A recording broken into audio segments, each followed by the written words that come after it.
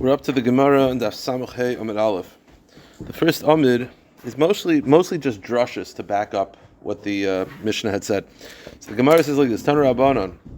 The pasuk describes regarding the Oilas Ha'oif V'hikrivoi HaKohen. The words V'hikrivoi HaKohen are completely extra because the pasuk before describes the Kohen bringing it close to the Mizbeach. So what do we darshan V'hikrivoi HaKohen? So what does V'hikrivoi teach you? Matam aloymar Levishanem V'hikriv Min HaToyrim Oymrei B'nei Yoina.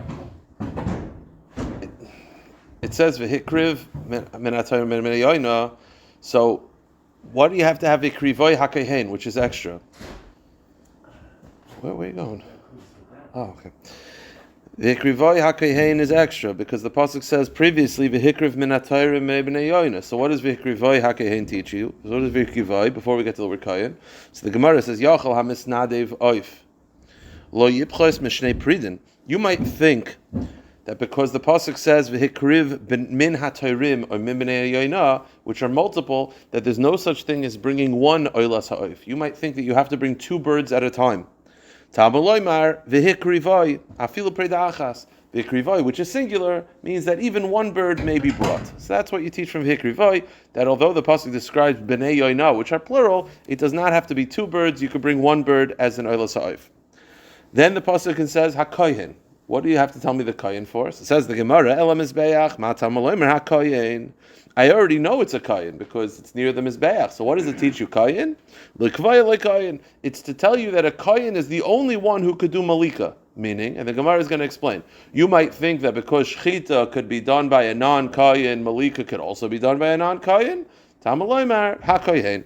The Gemara says, because I can make the following argument to allow a non-Kohen to do Malika, because I make the following argument.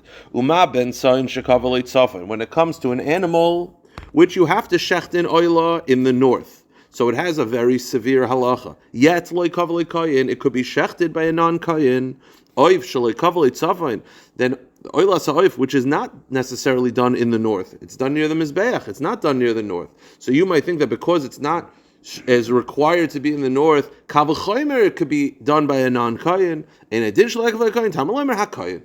Okay. And now the Gemara is, Rav Akiva has a slightly different shot. Rav Akiva is going to say, I'll just say it outside, we'll see it in a moment. Rav Akiva says, I think an obvious question, which is, I need the pasuk to tell me it has to be done by a Kohen only, because I would think it could be done by a non-Kohen. Well, where is it done? It's done by the southwest part of the Mizbeach. A non-Kohen can't get there. So Rav Akiva says it's obvious that a Kohen has to do it because a non-Kohen can't stand by the Mizbeach. So you know what HaKohen means, says Rav Akiva? It's to tell you use the body of the Kohen, i.e. there's no knife, it's the nail. So that's Rav Akiva's drasha, but the Gemara has a slightly different way to go about it. Then the Gemara continues, before Rav Akiva, it says, you might think that Malicha is done with a knife, meaning, we just have a given that it's the nail of a Kohen. But how do you know this? Maybe it should be a knife. And I'll make the following Kal V'chomer. Shchita has to be done with a knife. Kal V'chomer Malika has to be done with a knife. The Gemara says like this. V'dinu, I'll make the following argument. Uma im shchita shlei kavli kohen. Kavli kli, shchita which could be done by a non-Kohen, it still requires a knife. Malika shekavli kohen. The Malika which requires a Kohen has more stringency. Kavachomer and adin shekavli kli. Avada, it should require a kli and it should not have the nail. Why is that kavachomer? Because if the shchita, which is allowed to be done by a non-Kohen, and yet it requires a knife to do it, so even shchita, which is more lenient than malika, requires a knife, then malika, which has to be done by a Kohen, kavachomer, it should require a knife, a kli. Tamaloymer haKohen hal malak. The Kohen himself does the malika. And the Gemara explains, Amar Rav Akiva. Rav Akiva explains, Rav Akiva explains, how do I see this in the word HaKohen? Because says Rav Akiva, what do you have to tell me the Kohen is the one who's doing it? Well, you think a Yisrael is standing by the Mizbeach? A Yisrael can't get there. So that word Kohen is extra. Kohen tells you not that it has to be done by a Kohen because that's obvious, but rather the Malika, it's done with the Kohen's body, i.e. his nail. So the Gemara says like this. The Gemara says, you might think that you could do Malika either at the top of the Mizbeach or below by the lower part of the Mizbeach. The Malika's Oilas Ha'oif was done at the top of the Mizbeach. Now you might think it could be done at the bottom of the Mizbeach. Tamaloymer umalak v'hikter. The pasuk says the Malika and then burn the bird. Where are you burning it? on the top of the Mizbeach. So the Malika also has to be done at the top of the Mizbeach. Ma Haktar B'Reisha Mizbeach. It has to be right next to each other. Just like the burning of the bird is done at the top of the Mizbeach where the fire is, Af Malika B'Reisha Mizbeach. So to the Malika is done at the top of the Mizbeach as well. Umolak, then the pasuk says Umolak. Shete Malika Mimul Oirif. That teaches that the Malika has to be done at the neck. Meaning you might think it's the throat. Kal Mechomer, it's the neck. So the Gemara says, Ata Oimer Mimul Orpai. How do you know that Umalak is the neck? Maybe it's the throat. Well, Dinhu. And the answer is from a Gzer Shava. Never kan Umalak. It says regarding the Oilas Ha'oif, the word Umalak. V'nemer Lalon. And regarding the Chatasayif, it also says Umalak. Malalon Umayl Oirif. Just like by the Chatas Ha'oif, the pasuk explicitly states that it's the neck. Afkan, so to the Oilas Ha'oif, Mimol Oirif. Okay, so in other words, the source Chatas Ha'oif, it's mefurish that you do the back of the neck and not the throat. So Oilas Ha'oif has the same lashon. So Oilas Ha'oif is like a Chatas Ha'oif. So it says, wait a minute, if you're going to say that they're the same, then keep going. What is one major difference? This is actually very important for today's daf. The one major difference between Oilas Ha'oif and Chatas Ha'oif is that the Oilas Ha'oif is decapitated. The Chatas Ha'oif is not. So says the Gemara, you want to compare the two and say that the source that you do it by the neck is from Chatas Ha'oif, and they're learned out from each other, so then keep going. You should say that they also both should be the same when it comes to decapitation. So says the Gemara, so then say the same thing. By Chatas Ha'oif you don't decapitate. Afkan Moilik Venim Avdil. So to Oilas Ha'oif you should not decapitate if you're going to compare the two. Tamaloimer Umolak v'Hikter. The answer is it says Umolak v'Hikter. Ma haktaras haroish la'atzmai v'aguf la'atzmai. Umolak v'Hikter implies that you're burning the malika, you're burning the head independent of the body. The Gemara explains, Ma haktaras haroish la'atzmai v'aguf la'atzmai. Just like the burning is there's the body and the head and are separate, so to the malika has to separate the body from the head. Meaning,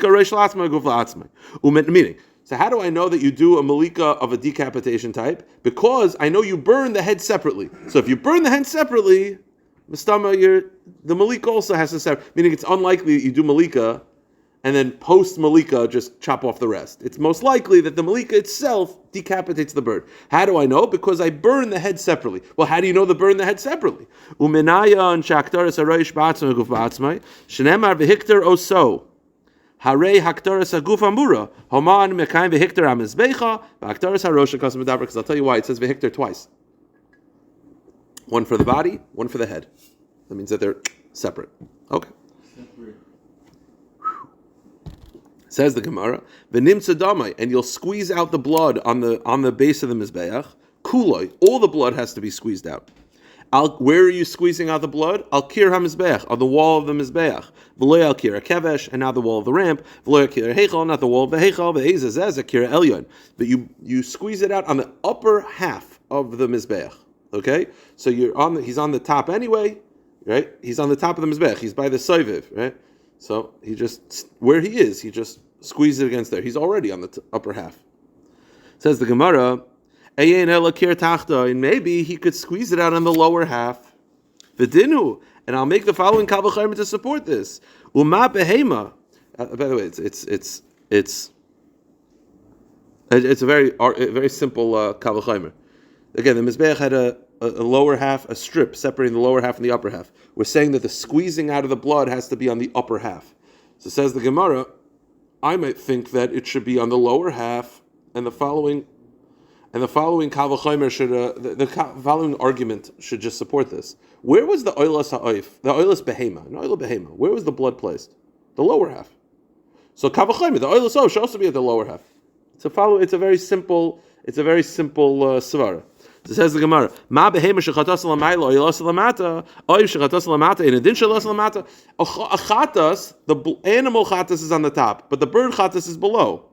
So the oilo, which is the animal, is below. Kavachayim, the bird should be below. In other words, how do I know that I squeeze out the blood above the middle line? Maybe it should be below the middle line. Tamaloymar umolak v'hikter v'nimtza dama. I'll tell you why. If you look at the pasuk, the pasuk does not work in Metzias. The order of the pasuk is umolak, which means you decapitate. V'hikter, you burn. V'nimtza dama, and then you squeeze out the blood. Could you squeeze out the blood after the head is burnt? Of course not. So the order of the psukim is already impossible. So what is the answer? It says the Gemara, Do you actually think the pasuk means to be taken literally? The sequence of the psukim are: you decapitate, you burn the head, and then you squeeze out. So how could that be? It's impossible. So you know what the answer is? Again, the order of the psukim are: decapitate, burn the head, and then squeeze out the blood. You can't squeeze out the blood after the head is burnt. So you know what the answer is? The pasuk is telling you the squeezing out has to be in the same location of the mizbeach as the burning.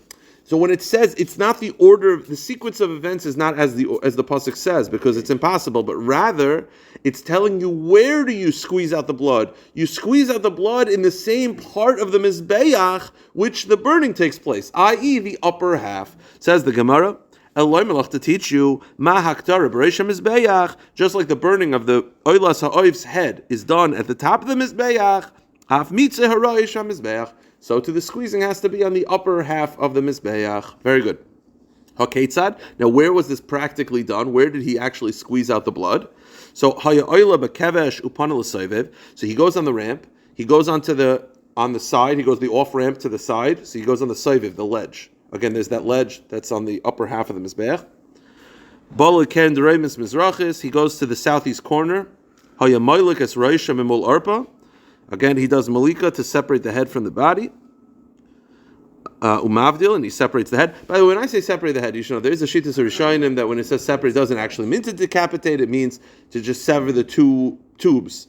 But I'm going with decapitation. I'm going that shittas is a little easier. So the point is, you decapitate the head. Umatzadamoy al kir hamizbeach. Now think about, just again, try to imagine this. He's not at the top of the mizbeach. He's on the ledge, so he's close to the top. And on that ledge, he takes the bird and just squeezes it against the wall. So where he's squeezing it is slightly below the top.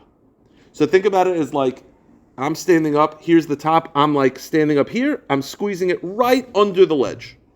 Right under the top. Above the ledge, below the actual top. That's where you were squeezing it. Says the Gemara, Im osa lamata meraglav afilo amakshera. But let's say, I lower down and I squeeze the blood below the ledge. Again, I'm standing on the ledge. I'm supposed to squeeze it at, let's say, shoulder height. So between the ledge and the top of the mizbeach. But for whatever reason, I lean down and I squeeze it like a trick shot. I squeeze it below the ledge. So the halacha is it's kosher. 1 amma below the leg is kosher. Why? Because 1 amma below the ledge, it's close enough. Okay. Rav Nechemya, Rav Elazar ben Yaakov Oimrim, Kol Atzmei Nasis B'Roshim Mizbeach. They disagree. They say that's too low. So it says the Gemara like this. So there's a machlokes. Are you able to squeeze the blood out in amma below the ledge? So you know what the machlokes is? The machlokes is like this. You're supposed to ideally squeeze out the blood right below the burning place. Now, where was the burning place? On top. So right below that is right there. That's where it was done. So the Rav Elazar and Rav Nechemya Oimrim, if you were to squeeze it below the ledge, that's too far. Why does the Tanna Kama say that below the ledge is still fine? When I'm below the ledge, he says, I'll tell you why. What if there's no room on top? Top is all crazy. I want to make a small fire on the ledge itself. The Tanna Kama feels you could. So according to the Tanna Kama, the ledge itself is technically a burning area. Hence, amma below it is slightly below the burning area. Rav Elazar and Nechemya say, no, the burning area is the top. You have to do it right below that. Right below that is there. Below the ledge is too far. The Tanna Kama says, no, below the ledge is fine. Why? Because the Tanna Kama believes that conceptually, you could burn the head of the oilas ha'oif on the ledge itself if you wanted to, if you made a small bonfire. And therefore, below the ledge is right below the burning area. That's the Gemara says, "My benai, what's the machlokes about?" Abaye v'Rava darmitabayu oisem aroch al gabi soivik benayu. The machlokes says, can you make a fire on the ledge itself? The Tanna Kama says, yes. If you could make a fire on the ledge itself, then now I have more room. So now right below the ledge, I could do the mitzvah sadam because it's right below an area that's eligible for burning. Rav Elazar and Nechemya say, no, you can't make a fire on the ledge. You can only make a fire on top. So if you're going from on top to below the ledge, that's more than halfway down, too far. Okay. Now just to finish up this section, and then Amid Beis is one thought. Mamish one thought. It's very interesting. The Gemara says, Baloi laguf. Then you came to the body of the bird. Again, this is all, by the way, oilas ha'oif. So I decapitate the oilas ha'oif, rip off the head, then they took the crop, the feathers, and the gizzards, removed it, and threw it by the Beis Hadeshin. So says the Gemara, Tan Rabbanon, the Heiser is Mareu b'noitzasa. You remove the Mareu, which is the crop, b'noitzasa with its feathers. What's the Mareu? Zezefek, that's the crop. Yochel yakter b'sakin v'yitzlenu. Now you're supposed to remove the crop. Now the crop is, let's say, over here by the neck. So if you're supposed to remove, let's say, the crop, I would argue, don't remove the skin on top and the feathers. Maybe you're supposed to take a knife, cut it, go inside and pull out the crop from inside. How do you know that you're supposed to remove the skin and the feathers on top of the crop as well? Tamaloimer b'noitzasa. B'noitzasa means the feathers as well. So you're removing the crop with all the feathers. Noitos hanoitzeima. He takes the feathers and the skin on top of the crop together with it. Abba Yosim and Chanan Oimer, noitzlo v'noisin kurkumeima. He more than that. He takes the crop, he takes the feathers, and he takes the gizzards as well. Debei Rav Yishmael Tana. Debei Rav Yishmael adds b'noitzasa b'noitza shalah. They actually believe you don't take all the feathers. You only take the feathers on top of the crop. So you know what you do? You cut like an opening, like a window, in the crop area. Remove the crop, the skin, and the feathers on the crop itself. So there was like a box that you removed. Koidra besakin kemin aruba. Okay, go to the next page.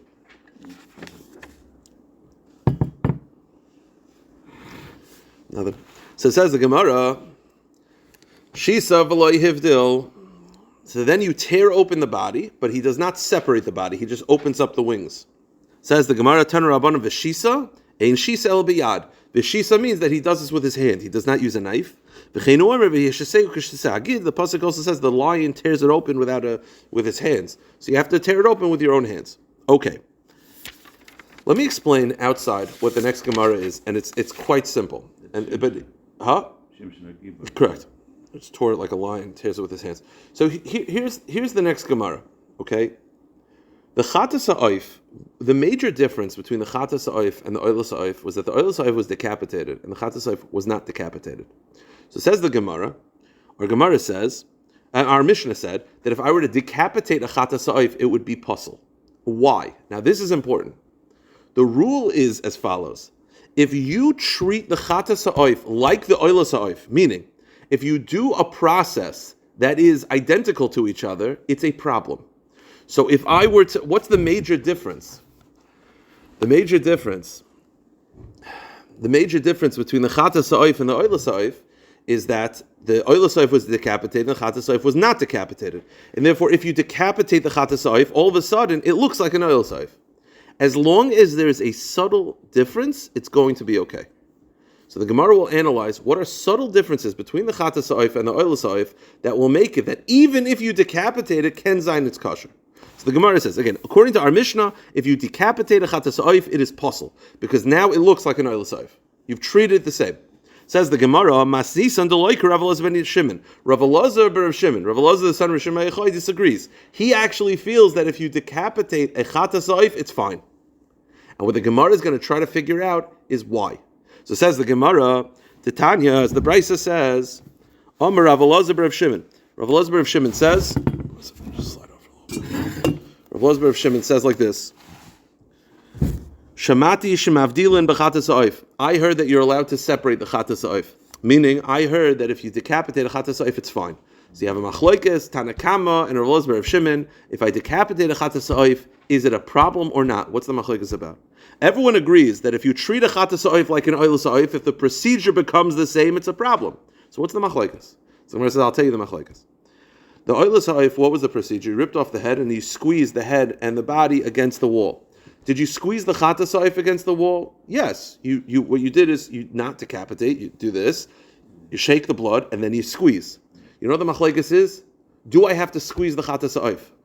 The Tanakama believes you have to, which means if you decapitate the chatas ha'oif, you'll have to squeeze the body out because that's part of the halachic requirements. In essence, what you've done is you've made a chatas ha'oif and oilas ha'oif the same. You've decapitated both, you've squeezed both out. That's a problem. Rav Elazar Rav Shimon, the reason why he holds that if you decapitate a chatas oif, it's fine, because he holds you don't have to squeeze the body out. That's l'chachila, but the evidence is fine. So if you decapitate the chatas oif, just don't squeeze the body out. And so what's someone going to tell you? That should be a problem. Why? Because you've treated it like an oilus oif. No, I haven't. Oilus oif I squeeze. Chatas oif I don't squeeze. So the machlokes is, if I decapitate the bird, Rav Elazar Rav Shimon is makel and says that it's kosher, the chatas oif, because he holds it's still discernible. How is it still discernible? Because the oilus oif, you're going to squeeze out the blood on the wall. The chatas oif, he holds that squeezing is not ma'akiv, so don't squeeze, so forego squeezing. Even though there is the shaking part, for some reason that's not enough. But he is squeezing against the wall. He won't. But he doesn't have to. Correct, he doesn't have to. So first of all, so Tosfos says he'll just skip it. He'll just skip the squeezing if he decapitates the chatas oif. Just don't squeeze it. Rashi indicates that he could still squeeze it, but because it's not essential, it's not the same. But let's go with Tosfos. Rashi then taking off the head, the same thing. You don't have to take off the head, but you did. Correct. So No, but what do you mean? when you squeeze against the wall, he doesn't have to. What's the difference? Because he doesn't have Oila, you have to. Chatas, you don't have to. So chatas, he won't. So according to Tosfos, he just will forego squeezing. According to Rashi, the actions look exactly Correct. According to Rashi, it's a little more sugar. Let's go with Tosfos. Tosfos is a little bit easier to understand. So according to Tosfos, you're going to forego the squeezing. So why is the Rav Shimon holds that if you decapitate a chatas oif, it's fine? Because it won't be the same. Why won't it be the same? Because he holds you could forego squeezing the chatas oif's body against the wall. So therefore, it is different. How is it different? Because the oila does the squeezing, the chatas doesn't. So there's a difference. And as long as there's a difference, it's going to be fine. Tanakama believes you have to do the squeezing, in which case there is no difference. Says the Gemara, "My benayu." What's the machlokes? First approach. Amar Rav Chisda, mitzui chatas oif ma'akiv benayu. The question is, do I have to squeeze out the chatas oif body against the mizbeach? Tanakama savar mitzui chatas oif ma'akiv. Tanakama says you have to.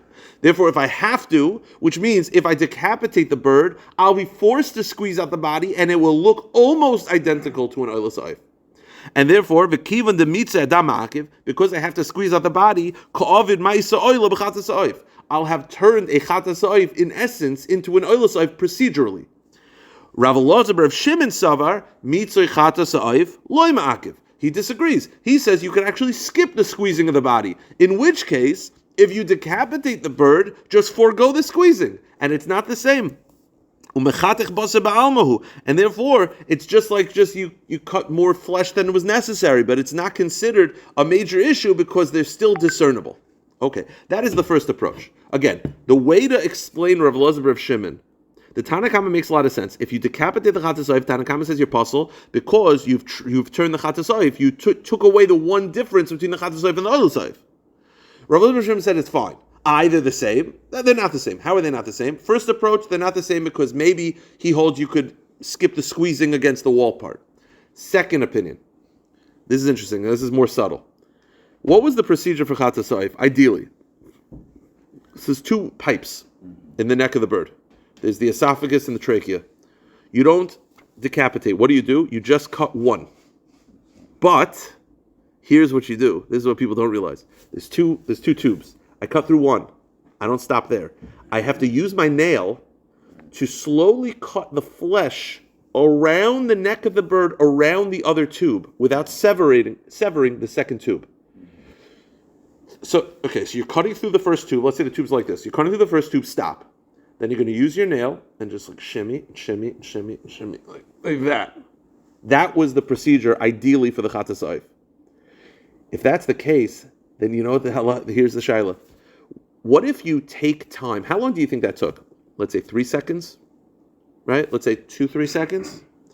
What if I sever in oilus ha'oif, I sever both the esophagus and the trachea, I decapitate it, but I take 3 seconds to do it? The machlokes is that a problem? What's the main issue? If I decapitate a chatas ha'oif, I'm treating the chatas ha'oif like the oilus ha'oif. How are you treating it? Because you're cutting both. You raise your hand, you say, wait, they're not the same. Why are they not the same? By the chatas oif, you still have to do the whole thing with the nail. That takes time. So you know what the halacha shaila is? What if I take time while I'm cutting the second tube of the oilus oif? Is that a problem? If you hold that that's an issue, then all of a sudden they're not the same. Because the chatas oif is taking time and that's okay. The oilus oif is taking time and that's an issue. Do you understand what I mean? Meaning like this. Well, when it comes to a behema, you know this from your father who was a sheikhet, right? If you shecht one pipe, and then it's called shehiyah. You can't do that, right? If you take, there's two pipes of it. If you cut through the esophagus of a cow, and then you're just like, I'm so tired, and then you do the rest, that's a problem. You cannot pause in between. The shaila is, by the chata sa'if, it will automatically cause a pause because you're going to have to do the finger thing around. So even if you decapitate it, you'll still be pausing by definition. The shaila is that the same as an oil sa'if? So now you have to ask yourself, if I were to do that exact same procedure by the oil sa'if, would that be a problem? If I'm allowed to sever a oil sa'if and decapitate it while taking time, then literally the oil sa'if and the chata sa'if are the same. If I sever the chata sa'if. But if you hold that an oil sa'if, you're not allowed to take time. So Rav Elazar of Shimon would say it's fine if you decapitate a chata sa'if. You'll say, but wait a minute, is it the same? He says it's not the same. Why? The chata sa'if you took time. The oil sa'if you can't take time. That's the difference. Because we're assuming by the chata sa'if that you have to do the nail around the flesh part, which takes time, Rav Elazar of Shimon says it's fine if you do that. Why? Because it's not going to be like an oil sa'if. Why? Because an oil sa'if you can't take time. So with an oil sa'if you have to go quick. A chata sa'if you are decapitating, but you're decapitating slowly. The Tanakama believes that even if you decapitate an oil sa'if slowly, it's fine. So in essence, you could decapitate them both slowly, and that's why they're identical. That's the Gemara says. Rava Omar Shehiyah b'simin sheni b'oil sa'if ikamen ayu. The machlokes is if I take time while cutting the second pipe of the oil sa'if, is that an issue? Tanakama savar shehiyah b'simin sheni b'oil sa'if loy pasla. The Tanakama feels it's not a problem. So in essence, you could do the malikas oil sa'if as slowly as you're decapitating the chata sa'if. So if you decapitate chata sa'if, albeit slowly, you're in essence doing the exact same thing as the oil sa'if. The avagav the shia ka ovid ma'asav oil b'chatas. Rav Elazar of Shimon savar no pasla. Rav Elazar of Shimon says no. The oil sa'if has to be done quickly. So even if you decapitate the chata sa'if, but because you have to take time, you'll never be treating the chata sa'if and the oil sa'if the same. Because while they're both decapitated, the oil sa'if will be decapitated quickly, and the chata sa'if will be decapitated slowly. The kiman deshia mechatich basa ba'almu. Those are the two approaches. A third approach, Abaya Amar Rav Basa Makiv b'nayu. Abaya says very simple. The machlokes is, do you have to do the meat around the pipe on the chata sa'if? I told you before that when you're doing the malika of the chata sa'if, you cut one pipe, and then you have to use your nail to cut the meat around the second pipe. Abai says that's good for the machlokes. If you believe you have to, then by definition the chata sa'if and oil sa'if will be decapitated separately. The Rav Elazar, but the Tanakama believes that you don't have to cut the meat around the pipe.